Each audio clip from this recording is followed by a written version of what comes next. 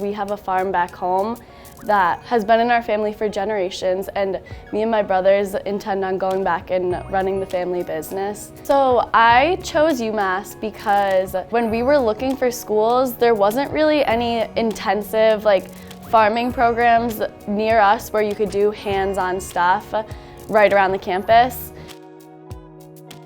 I chose my major of sustainable food and farming because it's going to be able to give me the best and most useful skills that I'll be able to use in my future career. I think my favorite experience from Stockbridge would be classes where we're actually doing hands-on work, like going and picking different vegetables out of the field, or for the pruning class, you work together and teach each other what you already know or what someone else may not be the best at. So being in the 2-year program, it's definitely a lot of workload. And then I'm also secretary of the surf club, which has been so fun, and you get to meet a ton of people and travel all over New England to go to different spots.